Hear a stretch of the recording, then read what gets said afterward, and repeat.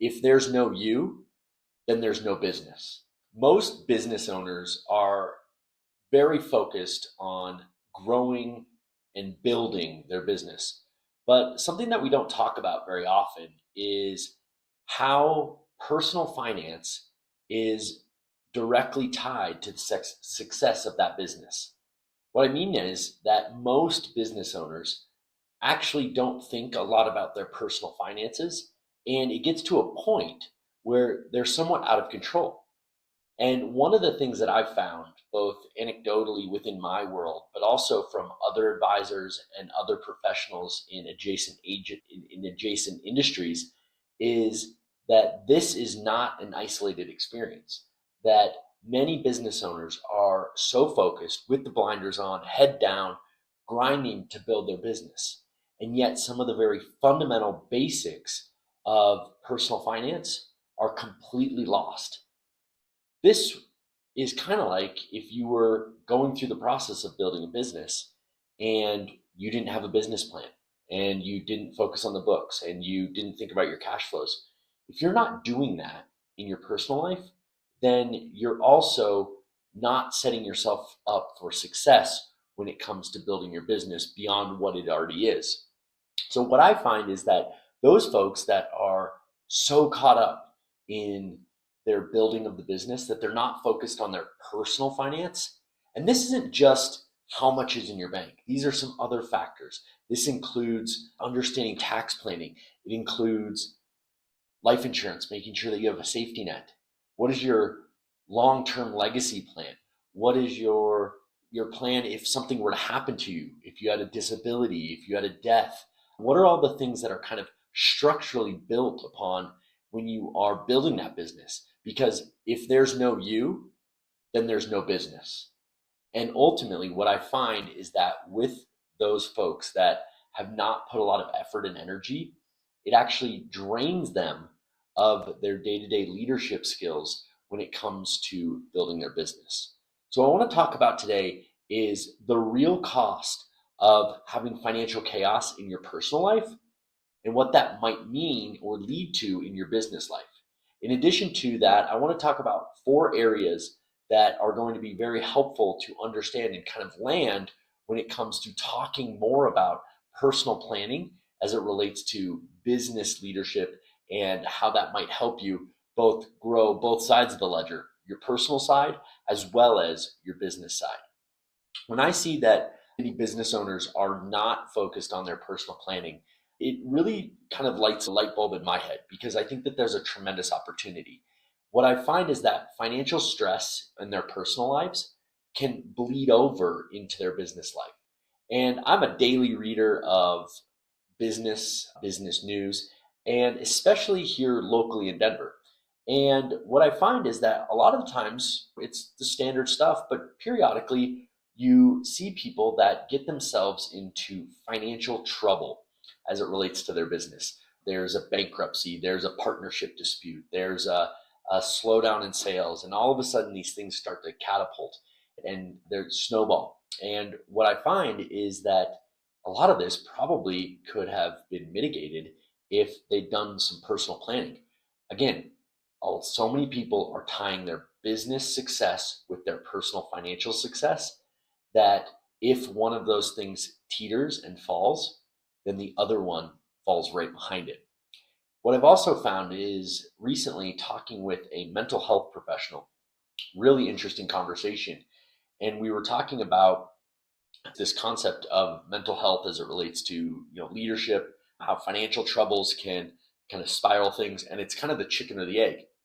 Never sure which one starts first, if there's maybe some instability or if it's the books that lead to that instability. So it's very interesting. So she was telling me that she's run into a couple of situations where these what appear to be successful professionals are just a complete mess when it comes to their personal financials. In fact, there's a stat that says 2/3 of Americans have some level of financial anxiety, and yet most people do not seek the support and help they need. And this could be going and seeing a therapist, but it also could just be working with an advisor to air out some of those issues.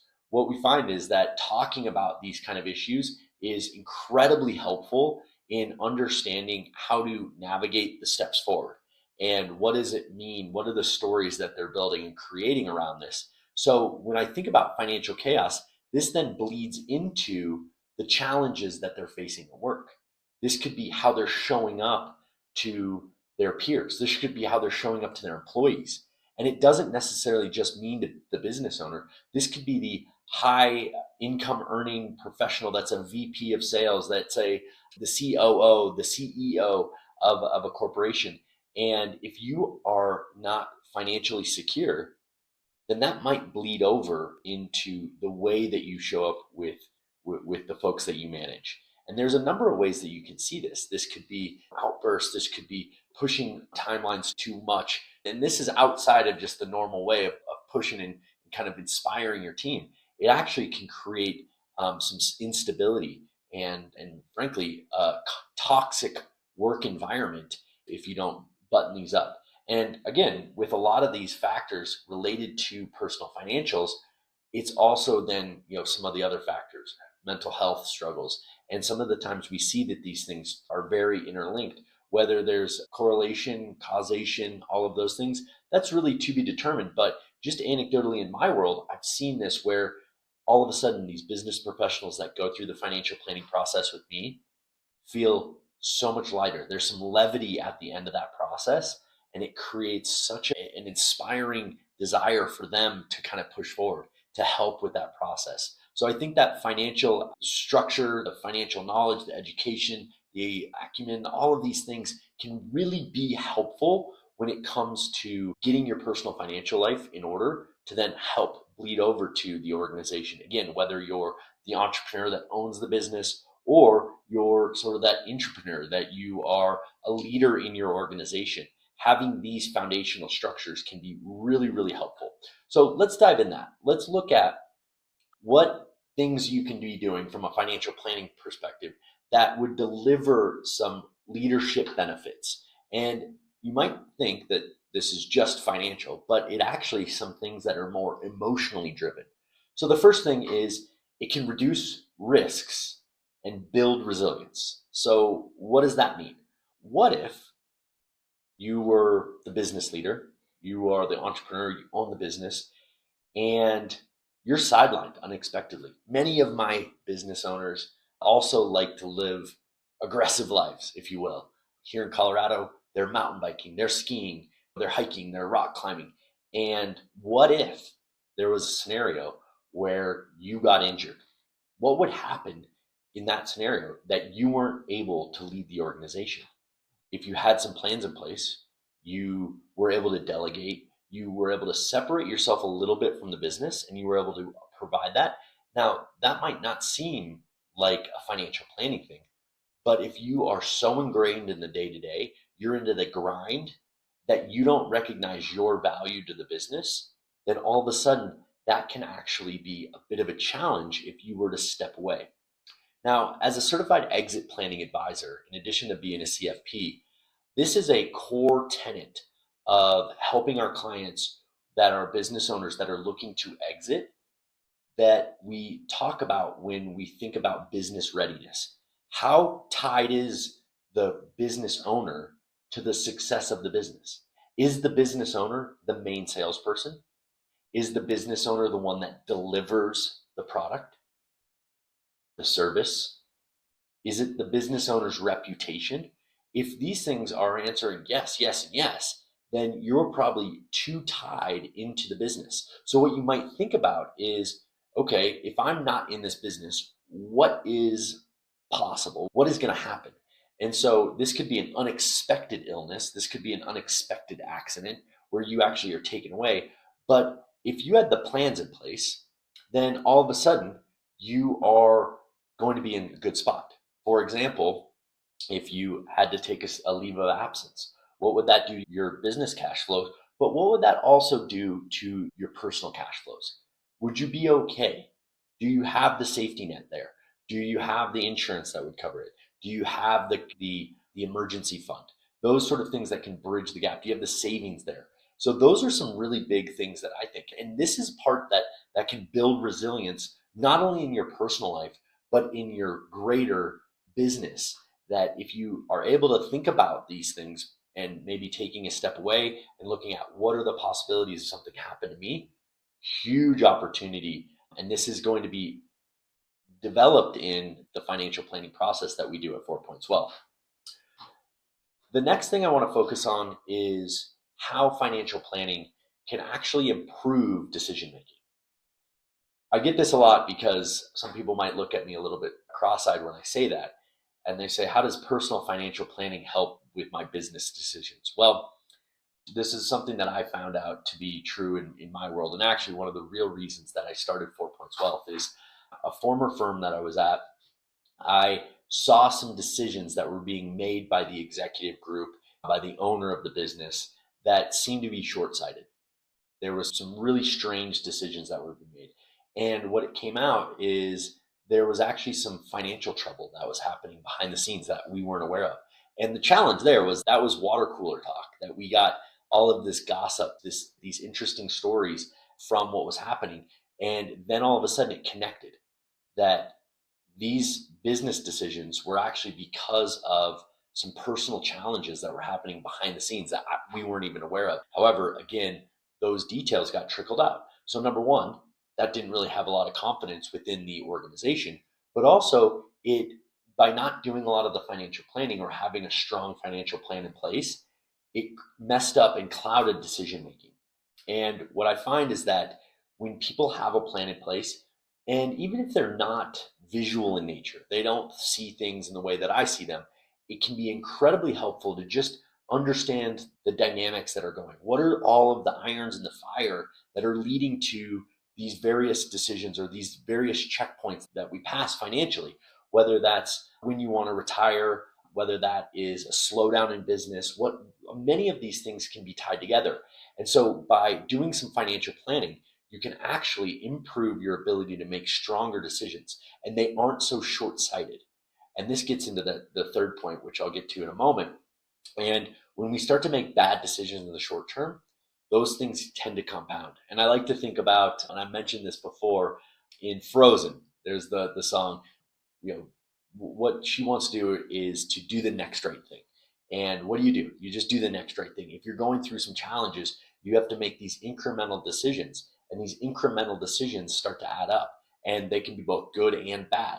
We've heard this of the business titan that made one bad decision and then tried to cover it up with the next bad decision, bad decision, bad decision. All of a sudden, catastrophe ensues. But if we can start to make small incremental good decisions, then all of a sudden we can flourish both personally and professionally. The next piece that I was alluding to was keeping focus on the long game. Personal planning can help you identify why it's so powerful to think in 5, 10, 15, 20, 30-year increments. This is something that I get a lot from a lot of my clients, especially younger clients. Those that maybe don't have kids or their kids are young, or maybe they're just earlier in their career. They start to think because we're 35, we're 40, 60 seems so far ahead. It's shocking when I talk to the 60-year-old and they say, gosh, Taylor, it seems like yesterday that I was 40 years old and I wish I had met you then. And my point to them, or my point to my younger clients, is that 20 years can happen like an instance. And I think about my own children. My oldest daughter is 7. It seems like yesterday that we were bringing her home from the hospital. So when we think about the long game, when we do some personal financial stuff, we can actually start to connect that to the business. So we start to connect long-term planning within our business to our personal lives. So you can start to look at it, if you're doing some financial planning, to say, okay, if I need to reach this level professionally, then I also need to have my business at this level. Okay, that's great. And if that's 20 years down the road, that's awesome. And there's going to be a lot of crazy things that happen.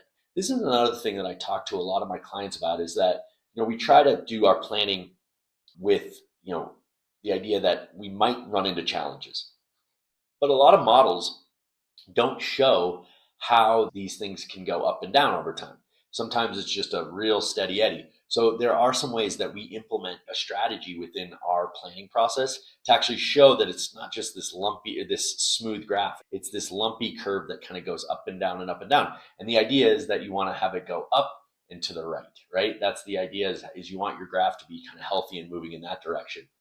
So when I think about the standpoint of long-term planning related to your business functions and making you a better leader, is when you're talking to your sales team or you're talking to your operations manager, whether that's the COO or they're just, they're in charge of operations, and you're thinking about, implementing a technology. You're saying, hey, this over the next 5 to 10 years is going to change the way that we do business. And that can all of a sudden help you as a business owner or a business leader be a thought leader in your industry. If you're thinking about your business in terms of 10, 15, 20 years down the line, just like you're thinking about your personal financial life, gosh, it can be hugely beneficial. So there's some really cool interactions there where you can start to actually change the organization to then align with your longer term vision. And I've seen this come up a number of times with clients that go through the financial planning process. Really cool experience. And I think that's when you have that type of vision, it really creates some inspired belief within your organization, within your culture. And I think that there's really no dollar that can match that. So I think that's really cool as well. Lastly, on how financial planning can make you a better leader is that it can give you peace of mind. If you know that your financial house is in order, you can walk into your organization, you can walk into your business, the company, and feel really proud of the things you're doing. You can not have that stress. You can show up in a really strong way. And, you can look at it and say, hey, that's either, you've got, the life insurance in place, you've got the disability in place, you've got the estate planning in place, you've got strong balance sheet from a financial structure, you got the safety net, you've got the investments, you got the retirement, you got all of these factors that are playing. And guess what? You can walk in and put all of your effort and focus into that business. So when you're there, boots on the ground, you're going. And you don't need to have this tingling in the back of your mind that says, gosh, I hope I'm going to be okay tomorrow. And the reality is, we are all going to have that uncertainty. We're going to experience these moments where we aren't sure what the future holds for us. And that's okay. That's where our faith, that's where our hope, our whatever you want to call it, optimism, that's where that's going to land, and that's going to drive you forward. But having a plan in place that you can actually go back to and work with your advisor, like 4 Points Wealth, you can all of a sudden get that peace of mind that you need to be a strong leader. And you can have the tools, you can have the structure that allows you to show up in your best form, in your best way. And I talked about this a little bit. So those are the 4 key pieces. So first off, we've got reduce anxiety or reduce risk and builds resilience. It can improve decision making. It can help you focus on the long game, and ultimately it can give you peace of mind. One of the things that I've experienced in my own personal life is that I've got to make sure that I'm not the guy that's doing this work and I'm not putting this in action. And when I started doing my own personal financial planning, it started with personal. What did I want to do? What did I want to, achieve? How did I want that to look? And I looked at that, not only just the numbers, but what are the things? What is my vision for my family?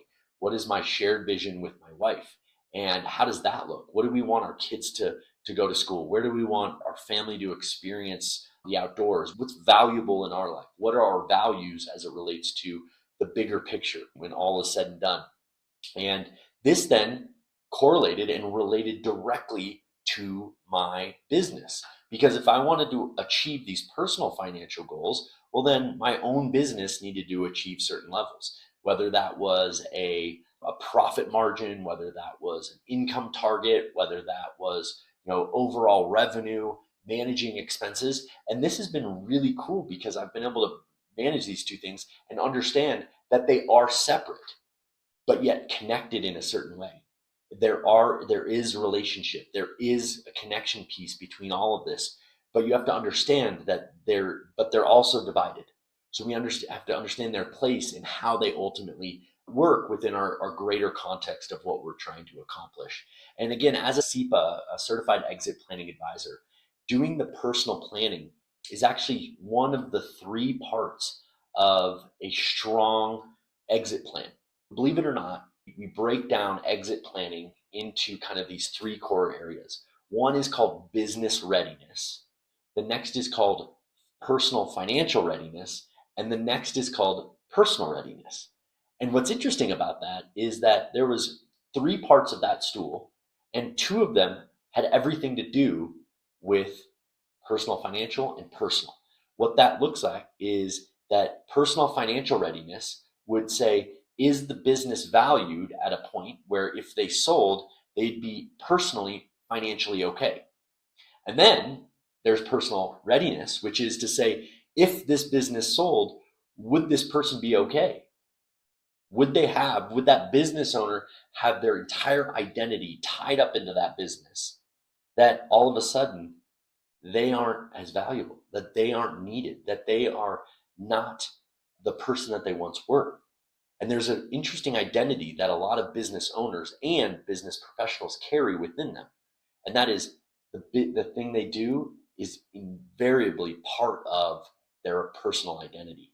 So we talk about this when it comes to planning, especially for those entrepreneurs, especially for the high level, high achieving professionals, understanding how all of these pieces fit together, that the personal financial, the personal side connects with the business side, business readiness, business understanding. How does that all connect? So this is really where it's kind of the rubber meets the road, is that personal side of things is invariably going to be connected to the business. And having these things in order and having your personal life in order can be hugely beneficial to the overall success of your business and you as a leader. In the end, if you are ready to lead with more clarity and less stress, I think right now is a good time to talk. I work with business leaders all the time to align their personal financial life with the life that they want. And it's not just the business that they built, it's what happens after this. What does life look like after business is no longer a part of their life in the way that it was now? And with that, we work with those business professionals to help align them. We have a very specific process that goes through all of these, and it's done through a very formatted way that people can understand. It's a bite-sized approach, and it doesn't take on too much. So when you're ready for that opportunity to go through the financial planning process, it absolutely will make you a better business owner and a better business leader.